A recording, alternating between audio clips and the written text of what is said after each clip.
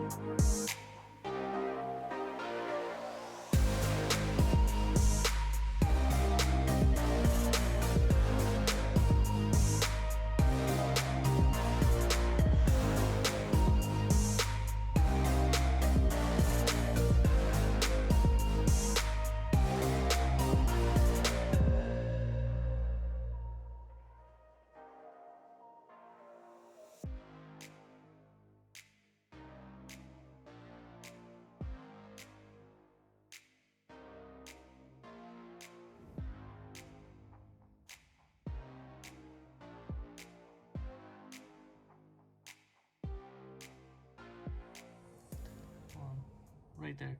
So the first two that were bent there right here, you can totally tell they're like super bent, like right there. I don't know if you saw that. Let me see. Like right there, you can see it like wobbly. And same with this one. You can see it's like wobbly. But anyways, that's not the reason. Wanted to give you guys a quick review on this tool. This is what it's called. It's called a Lyle Valve Keeper Remover and Installer, part number 36200, and that's universal across the board for this part. And then this is how you use it. Like I said, I saw it on Eric the Car Guy, his YouTube channel, and seemed pretty easy, but it's a little getting used to. Maybe it's a new part or something, or maybe I need to watch more videos. But the issue that I was having, or I just want to tell you guys, is this magnet, you need to put it in his hole. Like if you can see right there that it has like a hole right here, and it was like flush with this top. And then I was trying to make sure the stem or the end of the valve was in this hole right here, and then I was hammering it and it wasn't coming out. The first one came out and the second one didn't, but then I was trying to align it. I was using this this is like my extension, or yeah, extension for my drill. So I was just like putting this end in there and trying to like align it, and then all of a sudden this went inside and it went in the middle. So like you can see I'm like putting it down with my finger. So that's how it's supposed to be. It's supposed to be way down there in its little hole right there. And then when you put it on top of the valve like this, and then you hammer it right here, and that was the last two came out really easy when I figured it out. So for anybody that's trying to use this tool to take out their keepers on their valves, yeah, so make sure that magnet is down there like that and not flush on the top right here. And that was the issue that I was having, but I got the both of the this cylinder and this cylinder. I got the intake valves keepers removed and springs, and I'm organizing it in this little case that I found laying around in my shop.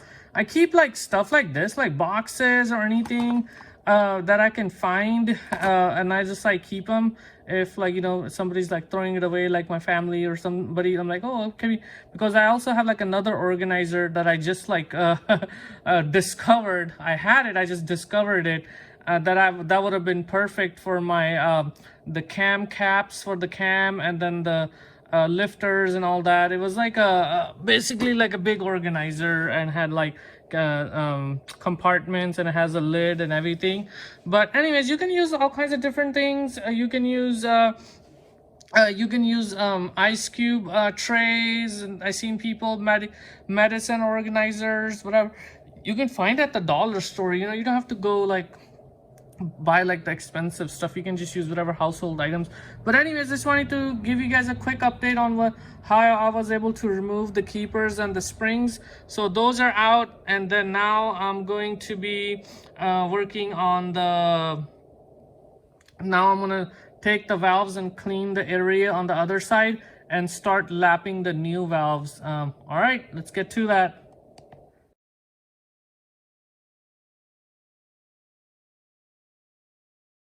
As you can see, I cleaned up the valve seats right here and right there. Looks pretty clean, pretty smooth. And then the area is pretty good too. It looks pretty clean. There's no like gunk or anything. Of course, this is the intake side.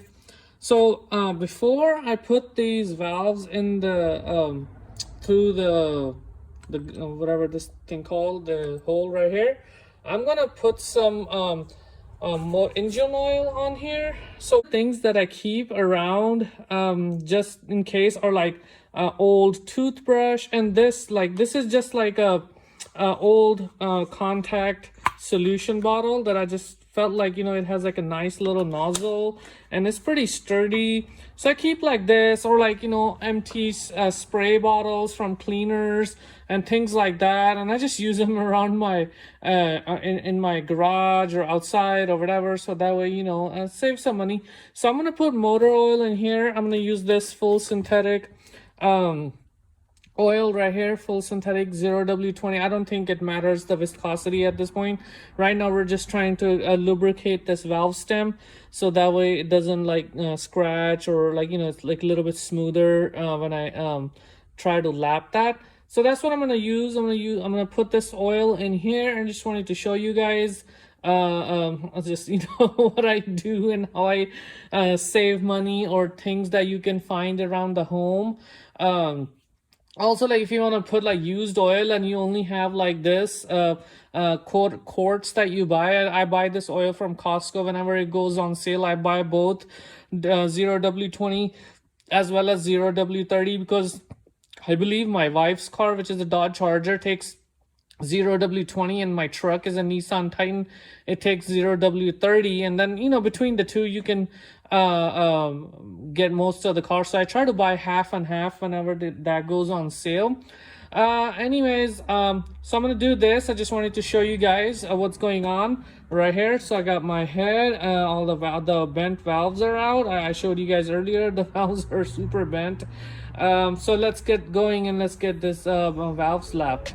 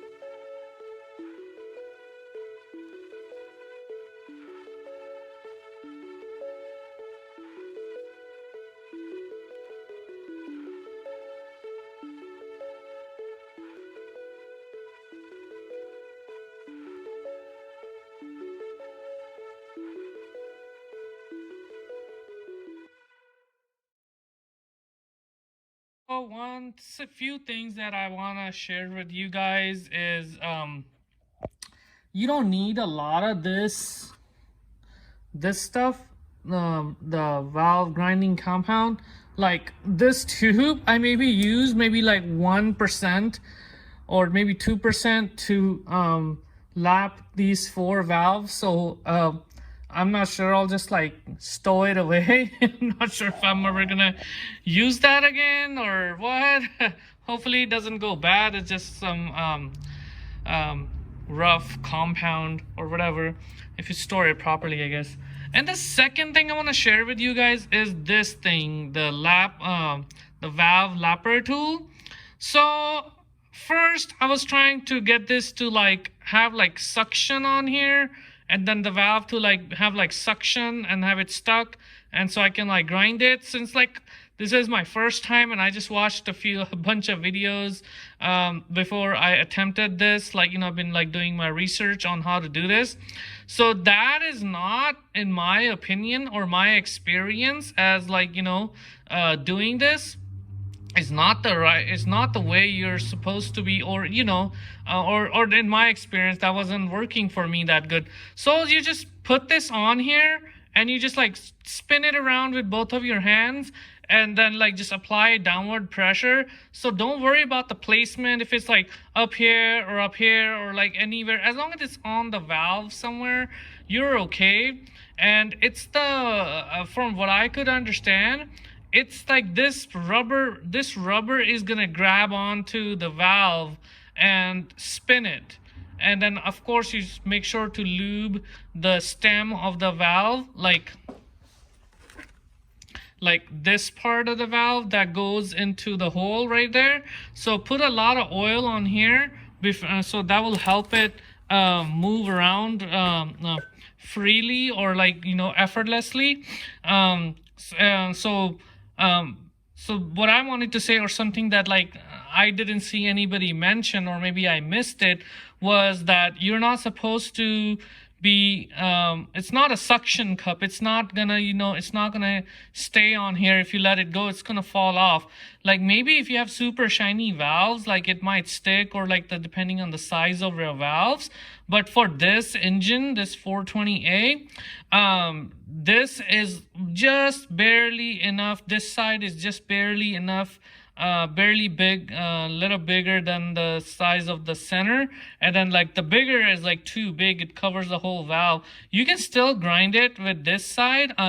Like I said, the purpose of this tool is not to have suction, but like have grip.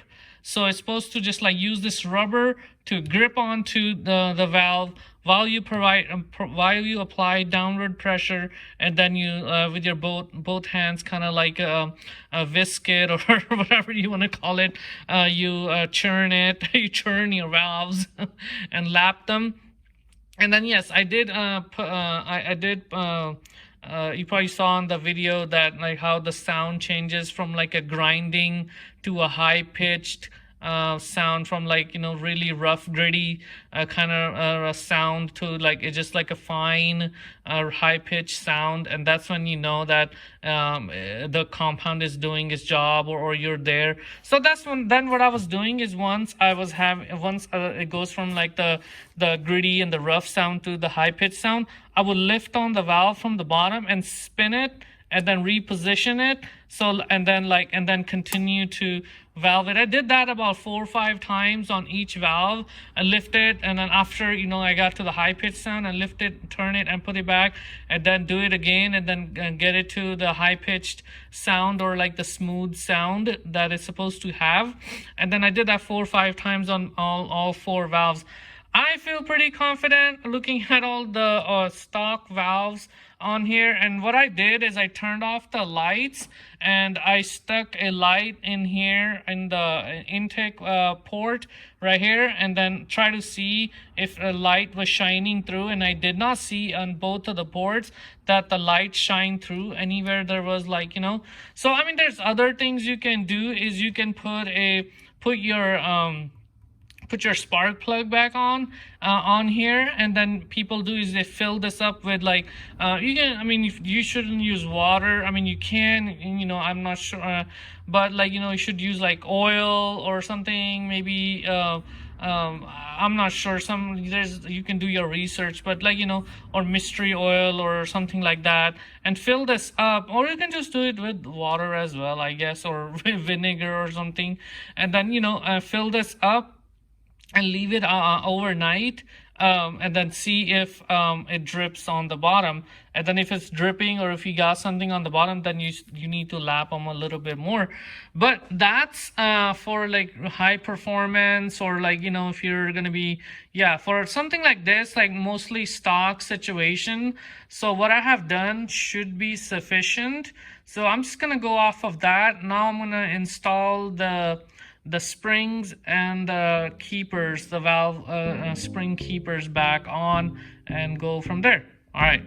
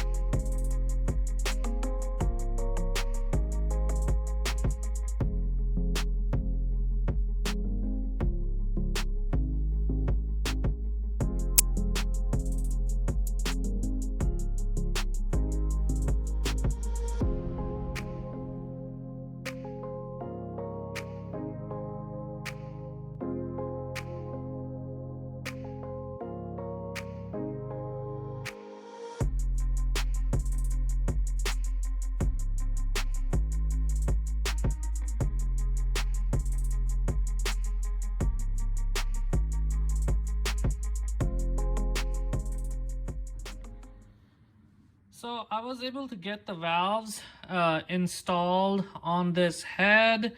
It was like a still, again, like I said, was like a learning process for me, as I have never done this before. So as you can see right here, these are the two valves right here. They're really nice and seated.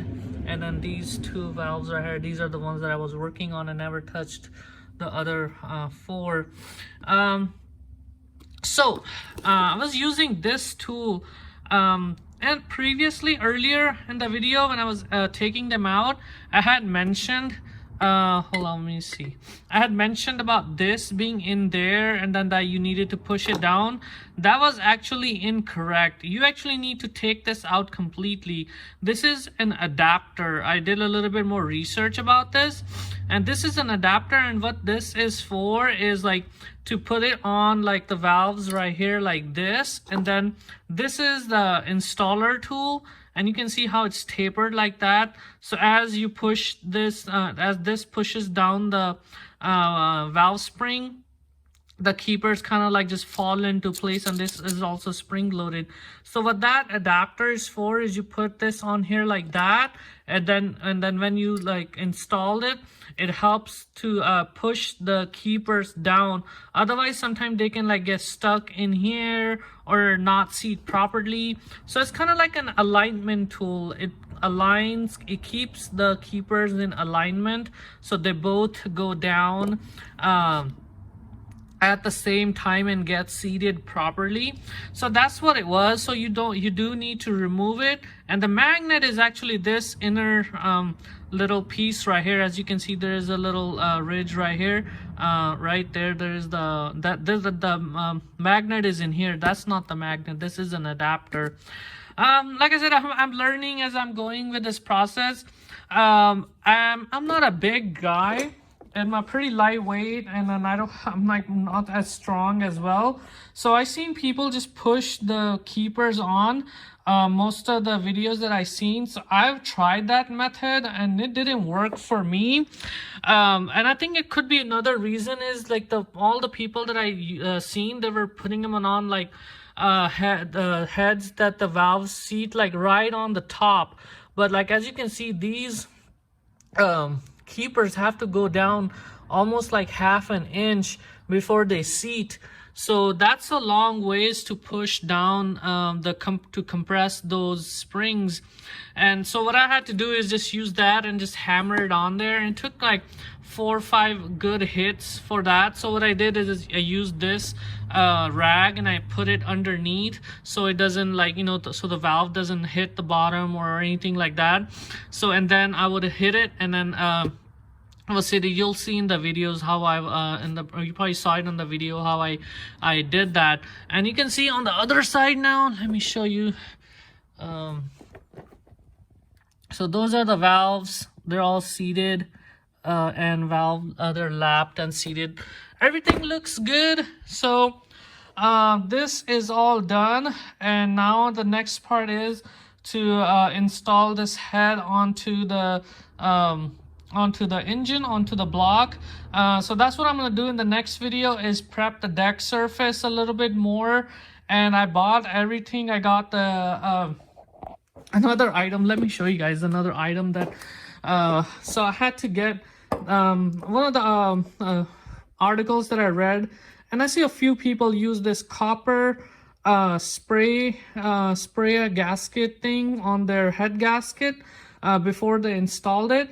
And this shows like how like all the shortages and everything is affecting everything, because first I couldn't find the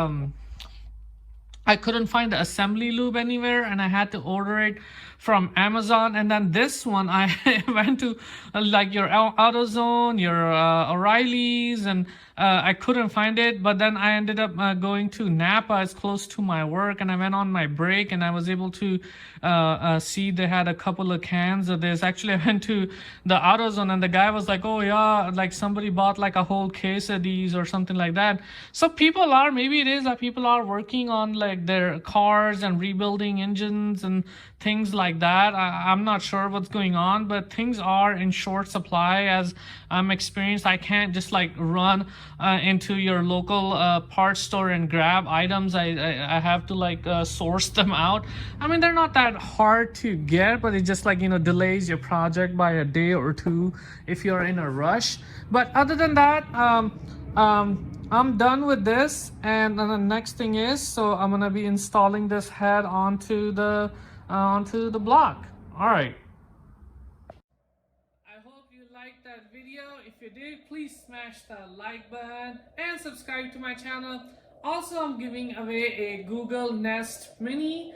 To win that, please check out the video. I'll leave a link up here and also in the description below. And you don't even have to watch that video to win this Google Mini. All you gotta do is like the video, leave a comment in the comment section of that video, and subscribe to my channel, and that's how you enter. And I'll be picking a winner on December 17th, so I can get this Google Mini out to somebody by Christmas, hopefully. Other than that, good luck and have a fantastic day.